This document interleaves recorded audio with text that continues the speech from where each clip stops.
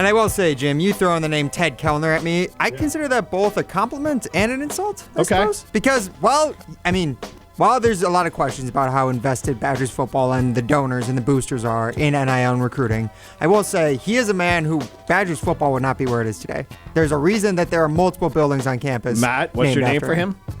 Daddy Kellner. That's a good description. Wait, can you just make you say Daddy Kellner, not just that's somebody else in your life. So Daddy Kellner joined a couple of Chris Wise. There you go. Spicy Matt Hamilton. Are we gonna get that daddy on our show before the Vikings game this weekend or no? Probably not. Okay. Good. It was worth a shot. Well, maybe. Well, We'll see. I don't know. His vibes probably match Matt's right now. So Yeah. And maybe exactly. we'll wait a couple weeks for the next matchup. That's kind of what I was thinking, to be Okay. honest. Yeah. Fair. Anyways. Fine. It's fine. Anywho. What, you're just should we just bring already John on over too? my sadness? Let's just talk about curling. Let's just bring Schuster and Huffman on. I want to talk about something more depressing. Badgers football, actually. Unfortunately. So Ted Kellner. I wish I was more depressed about Badgers football than my own curling. Ted Kellner joined a couple of ESPN Wisconsin shows yesterday, primarily the Homer Hour. But right before joining the Homer Hour, he also joined KBN. And this is what he had to say when he joined those guys, talking about why he believes that the Badgers will actually be competitive in 2026. Our budget this next year for football will put us in the top third. We were well below that this year financially. Oh, wow. So Why is that? Well, there's other sources of revenues that Chris has addressed, Chris McIntosh. We were in the bottom third, bottom 40%. Next year, we should be well up the food chain in terms of competing. We can talk about how I feel about NIL and how I feel about it is what it is. It's the world that we have today. And to be competitive, you need resources. And we didn't have the resources others did last year. Next year, I think we will be, which will be one of the contributing factors. I think we will be much more competitive next year. He said NIL. I was like, what is NIL? And then I'm like, oh, NIL.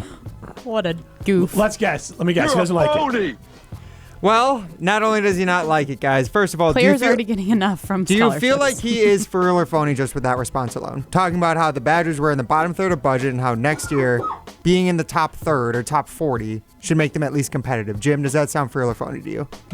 In theory, that makes sense, but you can't just buy a championship, go ask the Yankees. And so the other thing would be, why are we just finding Dodgers. Yeah, but then there's the Dodgers. That's why I said the Yankees. Yeah. Yes, but you just never mind. Anyways, other sources we sell. What are we doing? Like, what are these other sources of income? Why were you not using these sources of income before? Popped in my I think head. he's also talking about revenue sharing is part of it too. The idea of revenue sharing, which is now just And becoming then available. Also, why is he more available to speak to the media than Chris McIntosh?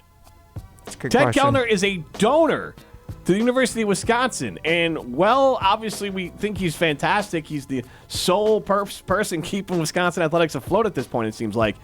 Why is We've heard Mac do interviews. It's doo-doo. Right, but how is it that Kellner, are we small time for this? Do other places have their top donor on radio? I'm glad we had him on. I will say part of it, when it comes to Ted Kellner specifically, is he has a personal relationship with Homer, which is why he joined. I have nothing Ted Kellner on the air is interesting to me, but it's still, and I love that we have him. But to me, it still speaks to: are we so rinky-dink we have one donor that matters to the point that we even have to put him on the air because he matters so much? And I enjoyed the interview, and Homer was great, and so were KBN. So it's not the fact that we had him on our air. It's the fact that we, as a fan base, knows who he is and wants to hear from him because our AD is so inept at speaking publicly. We got to bring on a donor to talk for the team. Well, we have to know how Daddy's going to divvy up his money for us. Why isn't he just the athletic wins director? and losses.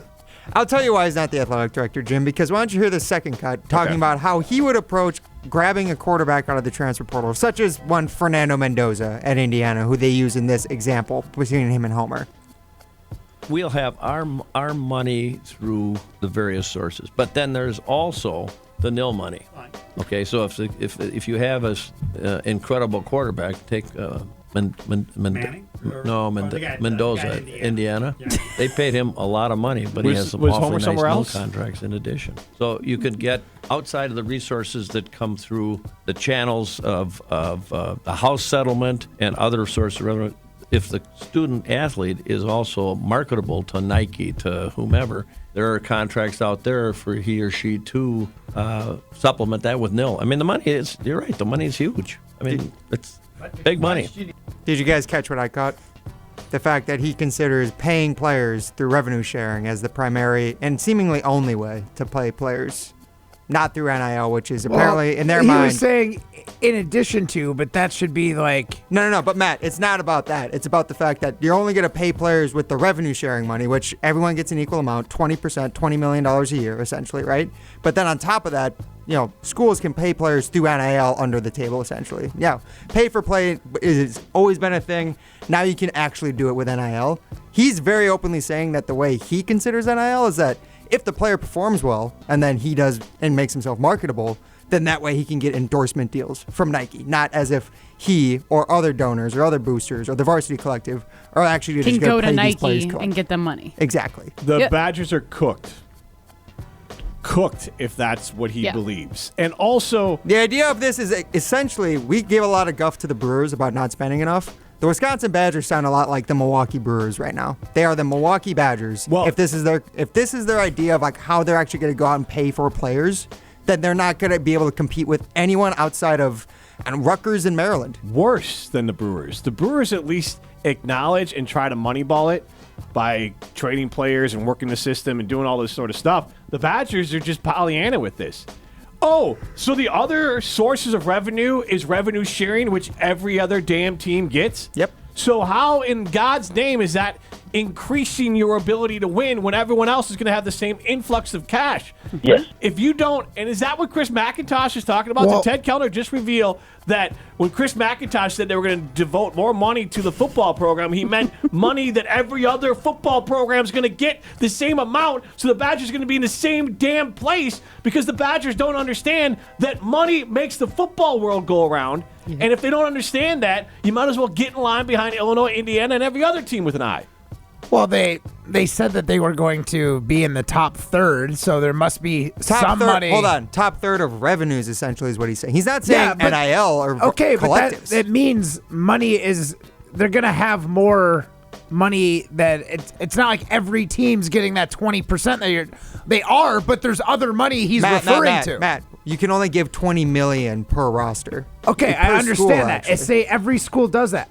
That alone does not advance you to the top third if every school gets that. Right. He's made clear that they are going to be, his talks with Mac, they will be in the top third, so there must be some money elsewhere Matt, when he's referring says to. He's talking about top third of budget. He's talking the athletic department. He's saying the athletic department will be top third in budget again, not the NIL collective. Again, I thought they were bottom third. They were is what he bottom said. third. He's saying this next season they should be top third. So what does that mean for the Badgers' money? That to me means there's more money to give the players. Facilities. Yes. Stuff Ted can put his name on.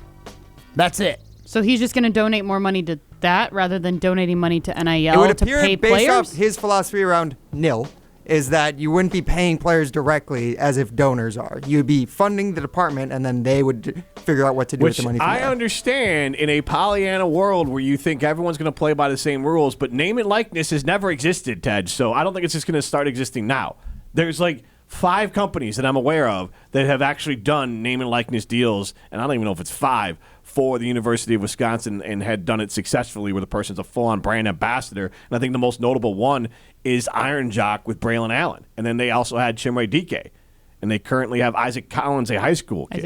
Isaac Miller, thank you. As a high school kid. Look, I was pulling in my bag there, so I appreciate it. You're going to the Milwaukee Brewers thing again. Yeah, so... oh, yeah, I forgot about that. But Iron Jock is the only one that's really funded a specific player endorsement. You've had stuff with Pepsi and other ones, but they've been through the actual university. Iron Jock didn't go through the university to get Braylon Allen. They went direct to Braylon Allen and said, I'm going to pay you money. Same with Chimray Dike. I will pay you money to be my brand ambassador. And they're doing that currently with Miller. The other ones were already Badger sponsors, so the Badgers are really only touching base with people who are already spending money with the Badgers, and then they'll say, can we just launder our NIL money through you back? You'll give it to us, and we'll give it back to you. And that is not how successful programs do things. Like, and the Badgers need to pull their heads out of the ground or out of their behinds and get things together.